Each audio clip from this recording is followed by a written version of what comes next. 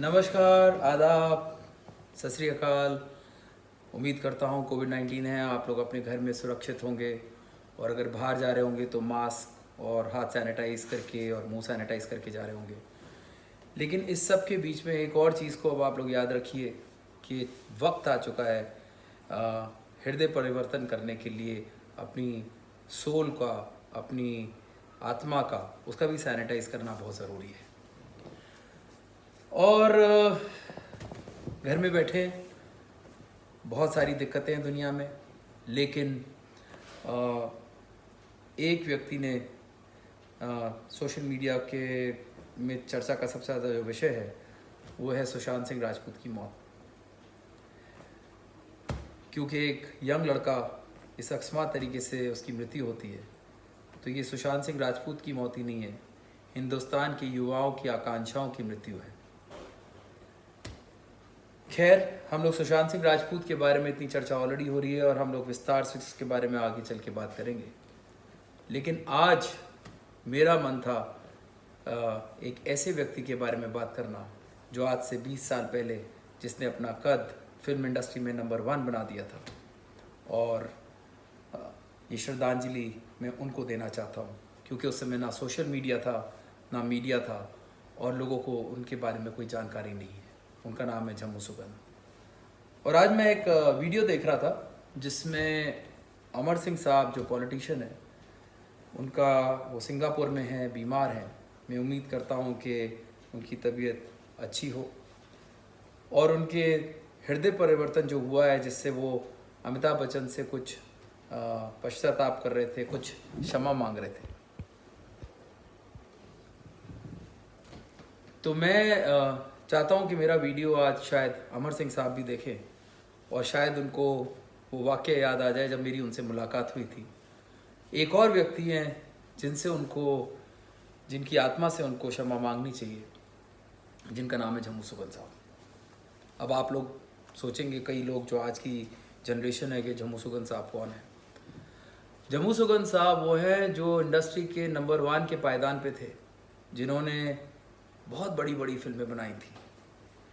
उस दौर में लगान जो ऑस्कर में जा रही थी, उस पिक्चर को प्रोड्यूस जम्मू सुगंध साहब ने किया था, आशुतोष गोवारिकर जिसके डायरेक्टर थे, आमिर खान जो थे साथ में, राकेश मेहरा की अक्स, संजय लीला बंसाली की हम दिल दे चुके सनम, मनी रत्नम साहब की बॉम्बे, चाची 420, अक्स राकेश मेहरा, मेघना गुलजार की पिक्चर बना रहे थे फ़िलहाल अस्तित्व तब्बू के साथ। उसी समय एम.एफ. हुसैन साहब एक पिक्चर को प्रेजेंट कर रहे थे जिसका नाम था गज गामनी। उस पिक्चर को प्रेजेंटेशन भी वही कर रहे थे। और मैं, जिन्हें आप लोग शायद नहीं जानते बिल्कुल, हमने 80% उनकी पिक्चर की थी लगान के बाद, जिसका नाम था सिस्टम, जो कि अधूरी रह गई और हमारी कहानी भी अधूरी रह गई। तो खैर, बात आज ये मेरे बारे में नहीं है, ये बात उन जम्मू सुगंध जी के बारे में है। तो वो जम्मू सुगंध साहब जिन्होंने इतनी बड़ी बड़ी पिक्चरें बनाई थी, उनकी उस दौर में एक पिक्चर आई जिसका नाम था हम किसी से कम नहीं। वो पिक्चर एक कंट्रोवर्सी में पड़ गई। उन दिनों बड़ा अंडरवर्ल्ड और ये और वो सब नेक्सस का चल रहा था चक्कर। उसमें फिल्म इंडस्ट्री की सफाई भी हो रही थी, जिसके तहत टाडा में भरत शाह जी अंदर चले गए, संजय दत्त अंदर चले गए और ऐसे कई और लोग के नाम आ रहे थे और लोग अंदर जा रहे थे। तो खैर, जब ये हम किसी से कम नहीं आई, बहुत बड़ी स्टारकास्ट भी थी इसमें, अमिताभ बच्चन, संजय दत्त, अजय देवगन, ऐश्वर्या राय, लेकिन वो सबके बावजूद पिक्चर पिट गई। और क्या पिटी कि जो जम्मू सुगंध जिनकी फैक्ट्री थी, जो एक साथ 4-4, 5-5 पिक्चरें बनाते थे, प्रेजेंट करते थे, वो जम्मू सुगंध साहब एक ही पिक्चर में ठाक खत्म। ऑफिस में ताला लग गया, घर में जाके बैठ गए, और ये जितने बड़े बड़े नाम मैं ले रहा हूँ ये सारे गायब। और जम्मू सुगंध साहब घर में अपने अकेले, उनके सर के बाल खड़े हुए थे, आंखें बाहर निकल आई थी, बदहवास, और बस जम्मू सुगंध साहब और उनका परिवार। मेरा उनके साथ में संबंध बहुत करीबी था। मेरी माँ उस समय पॉलिटिक्स में भी थी, राष्ट्रीय कांग्रेस पार्टी की जनरल सेक्रेटरी थी। कुछ हम लोगों ने उनकी मदद भी की थी, जैसे उनकी पिक्चर लगान जब आ रही थी तो उसका जो टैक्स फ्री था, हमारी माँ का संबंध बहुत अच्छा था राजमाता सिंधिया से पारिवारिक, जिसमें टैक्स फ्री करवाने में मदद की थी। फिर ऐसे ही उनके भाई हरीश सुगंध किसी बड़ी मुसीबत में पड़ गए थे, वो भी मेरी माँ ने की थी। तो इस तरीके से हमारा एक पारिवारिक संबंध था। खैर, तो मैं उनसे मिलने गया और मेरे को बोले देखो ये हालात हैं, इंडस्ट्री से मुझे पैसा नहीं चाहिए, मेरे पास सब बड़े बड़े नाम हैं जो साइंड अप है, मनी रत्नम, या रहमान, बड़े बड़े जितने दिग्गज नाम हैं, लेकिन मुझे फाइनेंस तुम दिल्ली विल्ली से कहीं से दिला दो, बाहर से तो बड़ा अच्छा होगा। और 3 इक्के हैं, A for politics Amar Singh साहब, A for cinema Amitabh Bachchan, और A for corporate world Anil Ambani. ये 3 इक्के इंडस्ट्री को चलाते हैं।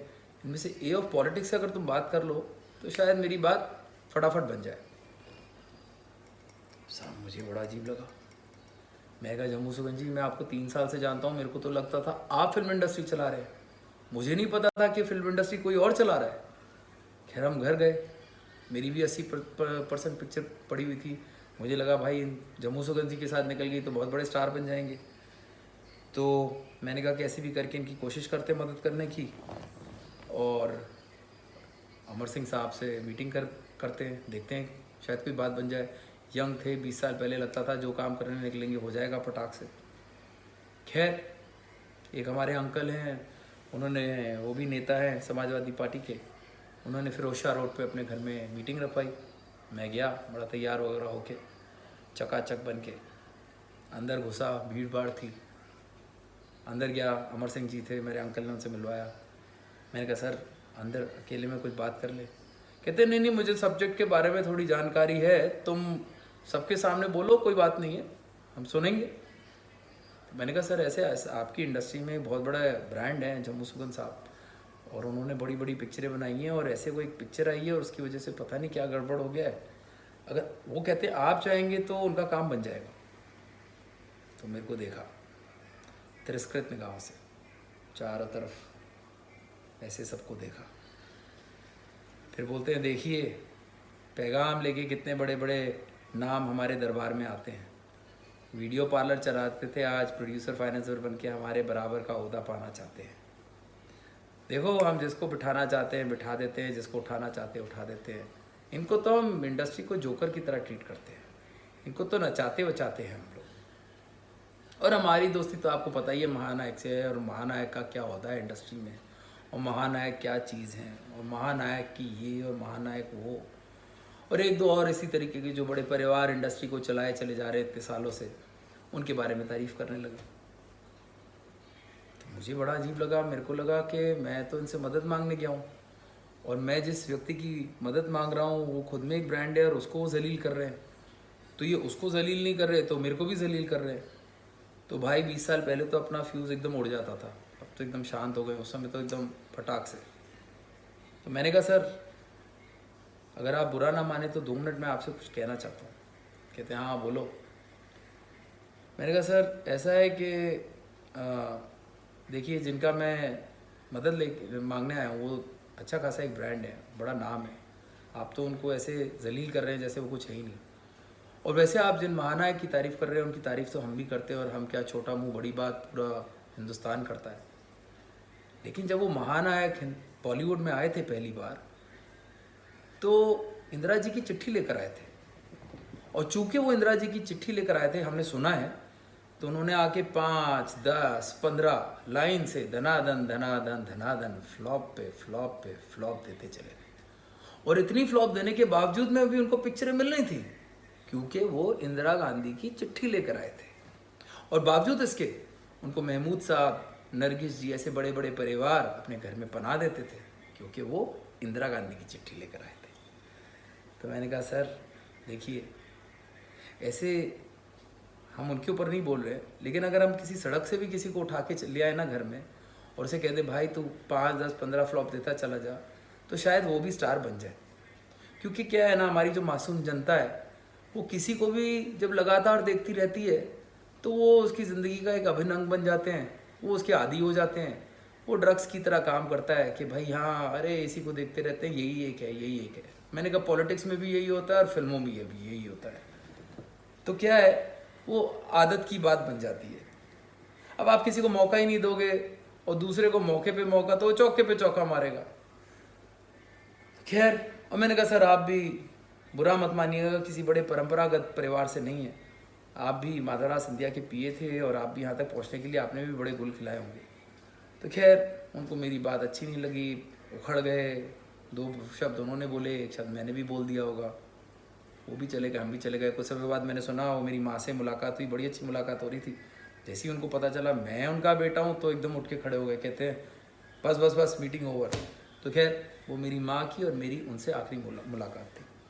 लेकिन वो मुलाकात मेरी ज़िंदगी का सबसे एक अहम हिस्सा बन के रह गई, क्योंकि उस मुलाकात के बाद मेरी ज़िंदगी पूरी चेंज हो गई। मैं जब वापस आया तो मुझे महसूस हुआ कि फिल्म इंडस्ट्री क्या है।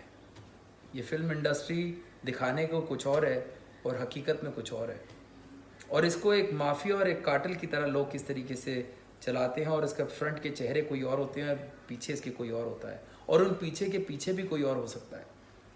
तो मैंने कहा भैया अपनी बुद्धि खोलो स्वराज कपूर, अगर ये जम्मू सुगंध जी के साथ में ऐसा हो गया है तो तुम्हारी तो औकात क्या है।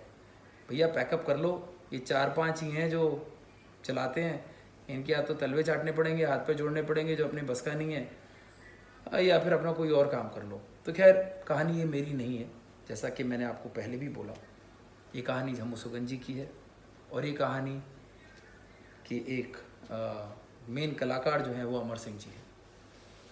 और दुख की बात यह है कि उसके कुछ समय बाद जम्मू सुगंध जी की मृत्यु हो गई, वो भी एक अकस्मात और एक अनोनिमस यानी कि अनजान तरीके से, जहाँ 4 इंडस्ट्री के लोग भी कंधा देने को लिए उनके पास नहीं आए। तो ये श्रद्धांजलि मैं जम्मू सुगंध जी को देना चाहता हूँ, जो उस समय इंडस्ट्री का इतना बड़ा नाम थे, लेकिन उस समय आज की तरह मीडिया नहीं था, सोशल मीडिया नहीं था। और मैं चाहता हूँ कि अगर हृदय परिवर्तन हो गया हो तो अमर सिंह साहब एक तो माफ़ी करिएगा उस दिन के लिए, और प्लीज़ एक बार जम्मू सुगंध जी की आत्मा से भी पश्चाताप कर लीजिएगा, क्योंकि क्या है ना, किसी को भी दुख पहुंचाना हम मनुष्य का काम नहीं है। और खैर मैं ऑन अ सीरियस नोट आप जनता से ये कहना चाहता हूँ कि आप लोग बहुत होशियार हैं, और अब तो आपको सोचने का मौका भी मिल गया है। बहुत दिनों तक आंख मूंद के आप लोगों ने अपने नेताओं की और अपने एक्टरों की का चुनाव करते चले गए, लेकिन थोड़ा सा चुनाव बेहतर करना शुरू कर दीजिए, थोड़ा सोच विचार करना शुरू कर दीजिए, आत्म स्वाभिमान के साथ और आत्मनिर्भर होकर करिए, अपनी आइडेंटिटी के साथ करिए, उनकी आइडेंटिटी से मत जुड़िए। क्योंकि क्या है ना कि ये लोग जब आप इनका चुनाव ठीक करेंगे तो आपकी अगली नस्ल जो है उसको एक बेहतर देश मिलेगा, जो हमारा भारत है वो ज़्यादा महान बनेगा। तो मैं उम्मीद करता हूँ कि आप लोग अब सोचना शुरू कर चुके होंगे। और खैर मैं आपको बताने वाला होता कौन हूँ, आप मुझसे कहीं ज़्यादा समझदार हैं, और अब कोरोना में तो आँख नाक कान खुल ही चुके होंगे आप लोगों के। अगली बार हम बात करेंगे सुशांत सिंह के ऊपर, और उसके ऊपर विस्तार से बात करेंगे। तो आज के लिए जय हिंद, नमस्कार, सलाम, I love you all, take care of your self.